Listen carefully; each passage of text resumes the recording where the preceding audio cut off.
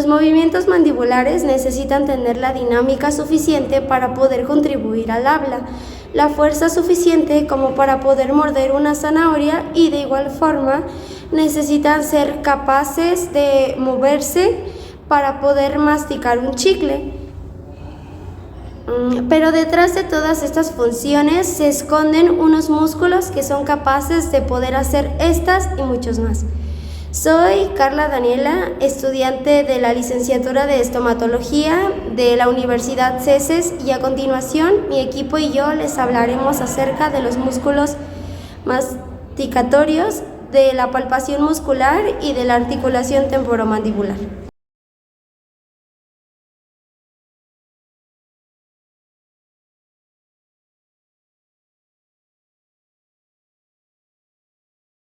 Bueno, mi nombre es Juan Pablo Martínez Sánchez y a continuación les vamos a hablar sobre los músculos, también llamados músculos masticadores.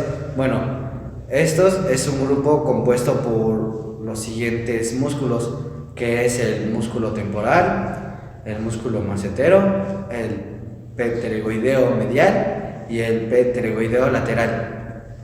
Y bueno, a continuación yo les voy a hablar sobre el músculo temporal, que este es un músculo grande y plano, que se encuentra en la fosa temporal del cráneo. Este músculo está, bueno, como tal, tiene una forma de abanico. Tiene un origen en la amplia zona de la fosa temporal, por debajo de la línea temporal, así como de la fáscica temporal profunda. Este músculo tiene en sus fibras musculares convergen o como tal se unen anteriormente para que pues como tal estas puedan formar un tendón, que este tendón transita en el arco cigomático. Este tendón se inserta en el vértice y la cara medial del proceso coronoides y también en el borde anterior de la rama de la mandíbula.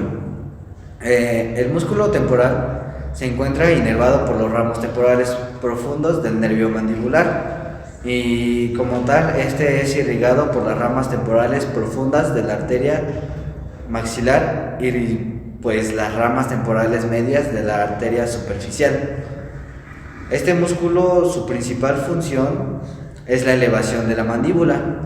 Esta función, como tal, es producida gracias al aporte de sus fibras verticales, que estas continuamente están en una acción, oponiéndose como tal a la fuerza de gravedad cuando la boca está cerrada. La contracción de sus fibras posteriores, que están ubicadas de forma más horizontal, producen la retracción y retrucción de la mandíbula, llevándola hacia atrás.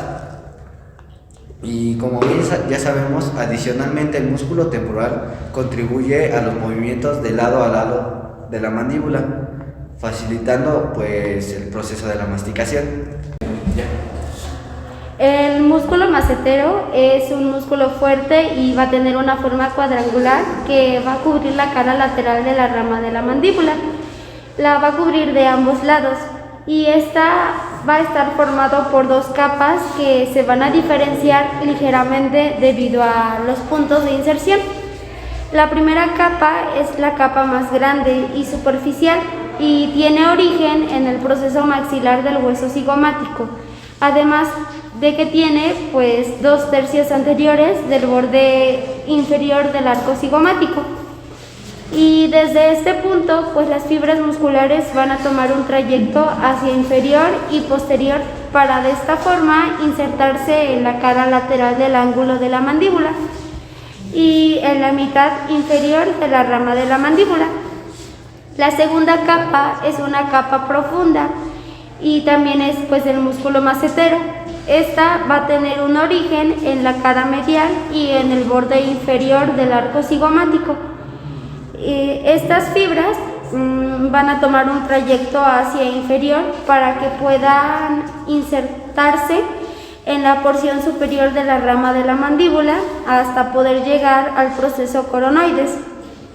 La inervación de este músculo macetero va a ser proporcionada por el nervio maceterino, el ramo del nervio mandibular, mientras que la arteria maceterina es la responsable de su irrigación y va a tener un origen en la arteria maxilar. Bueno, yo les voy a hablar sobre el músculo pterygoideo interno, también llamado pterygoideo medial. Bueno, este va a ser un músculo que va a estar como forma cuadrangular y que va a estar ubicado en lo que es la fosa infratemporal y que está compuesto por dos cabezas, una superficial y una profunda. Bueno, la profunda es la más grande y tiene como origen la cara medial de la lámina lateral del proceso pterygoideo del hueso esfenoides y también la cara superficial del hueso palatino.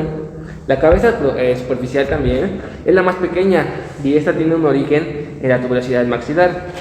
Desde los puntos de vista ya mencionados, las cabezas van a converger y van a tomar lo que es un trayecto posterolateral en sentido oblicuo para poder insertarse en la cara medial de la rama mandibular.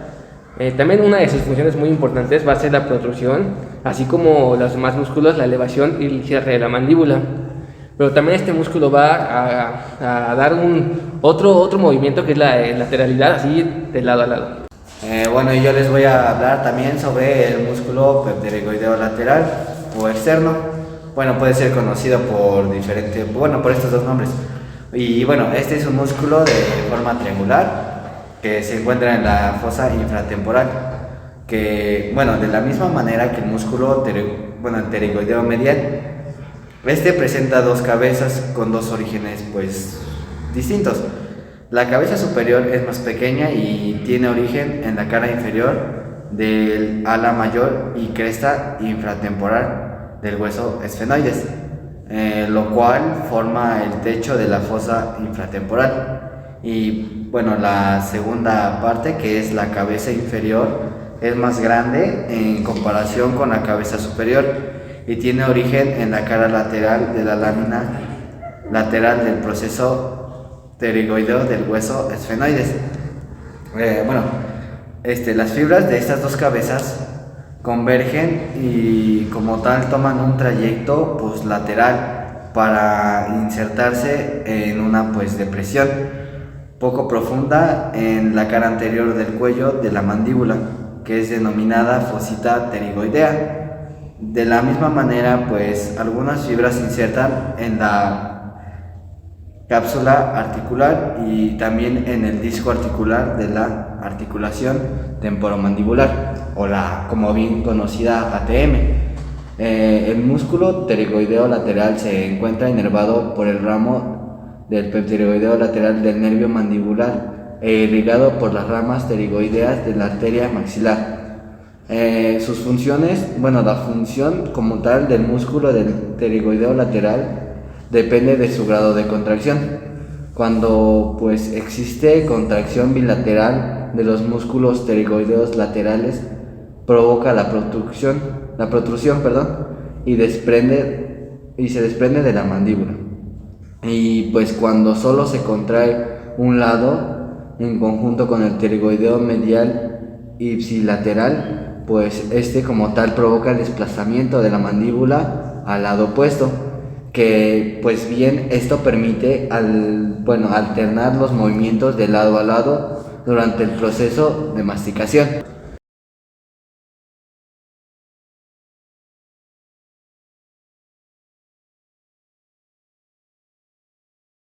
Y bueno, como bien ya les hablamos en el video anterior sobre los músculos de la masticación, a mí me tocó hablarles sobre el temporal, que bien ya les explicamos también su función y su inervación. A continuación les vamos a mostrar cómo es que se hace la palpación. Y bueno, como bien recordamos, el temporal se encuentra en esta parte, en forma de un abanico. Y para poder palpar estos músculos se dividen en tres, que es la anterior, la media y la posterior. Y esto vamos a ir descartando si existe algún trauma o algo similar en el paciente que le afecte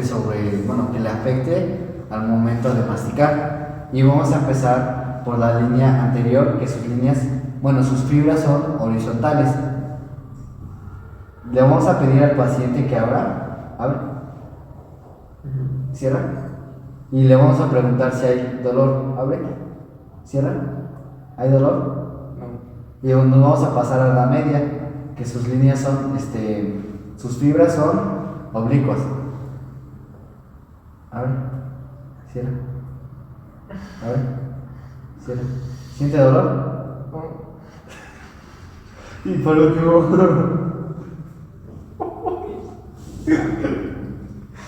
vamos a pasar a la posterior, que la posterior se encuentra por detrás de la oreja, un poquito detrás de la oreja, que sus líneas son horizontales. Abre, cierra. No. ¿Duele? No. Y bueno, y así es como se hace la palpación para el temporal. Bueno, vamos a palpar lo que es el músculo macetero. Este músculo macetero se palpa bilateralmente por sus inserciones tanto superior como inferior. Nos vamos a colocar donde está el arco cigomático, adelante de la articulación temporomandibular. Vamos a subir un poco y posteriormente vamos a bajar. Al bajar le vamos a preguntar al paciente si le molesta. ¿Te molesta? No. En dado caso de que no le moleste, significa que todo el sistema funciona adecuadamente. Posteriormente vamos a ir al cuerpo de la mandíbula y de igual forma le vamos a preguntar si le molesta. ¿Te molesta? Ahora le pedimos al paciente que mientras nosotros estamos haciendo este procedimiento pueda abrir y cerrar la boca. ¿Te molesta? No. De esa forma podemos nosotros ver que no haya ningún problema en el músculo macetero. Bueno, yo les voy a hablar sobre la palpación del músculo pterygoideo interno, también llamado medial, que vamos a empezar primero con buscar lo que es el ángulo de la mandíbula, que está de este lado. Tenemos que hacer unos pequeños, una pequeña presión para ver si podemos detectar alguna anomalía, pero ¿hay dolor? ¿No? No. Como ya sabemos, este músculo podemos palparlo, en este caso extraoral y también intraoral, que es lo que vamos a hacer ahorita.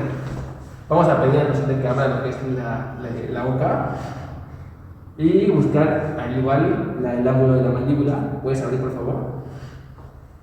Y buscar el ángulo de la mandíbula.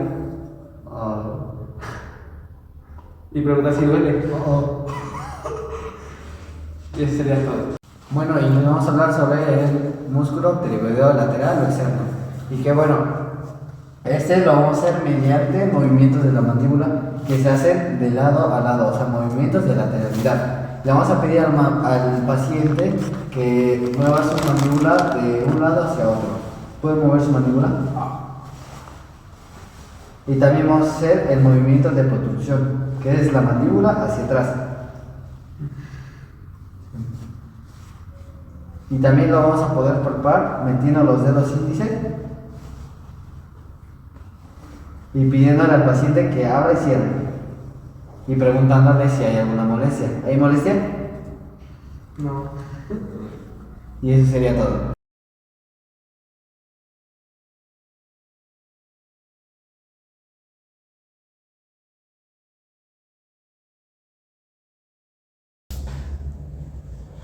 La articulación temporomandibular, o también conocida como la ATM, es una articulación sinovial y está compuesta biomecánicamente, ya que va a realizar giros en bisagra y movimientos de traslación con algún deslizamiento. Por lo tanto, esta articulación se llega a clasificar como una articulación inglimoartroidial, que va a ser la principal conexión que va a existir entre el cráneo y la mandíbula. Esta articulación va a estar formada por el cóndilo mandibular y la superficie glenoidea del hueso temporal.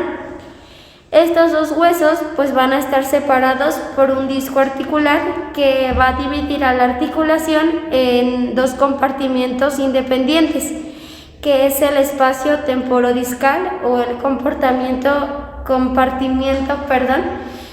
superior y el espacio condilodiscal o el compartimiento inferior, y esta va a estar provista por una cápsula de ligamentos tanto directos como indirectos. En el caso del compartimiento superior, este va a estar delimitado superiormente por una fosa mandibular del hueso temporal y va a estar delimitado inferiormente por el disco articular. Va a contener aproximadamente la cantidad de 1,2 mililitros de líquido sinovial y va a ser el responsable del movimiento de traslación de la articulación. Por otro lado, el compartimento inferior va a contener al disco articular como un borde superior y a la cabeza o cóndilo de la mandíbula como borde inferior. Este es el compartimento más pequeño y va a contener aproximadamente 0,2 mililitros de líquido sinovial. Este compartimento va a tener la función de que va a permitir los movimientos de rotación y es importante que nosotros examinemos la articulación temporomandibular para descartar cualquier problema de ella.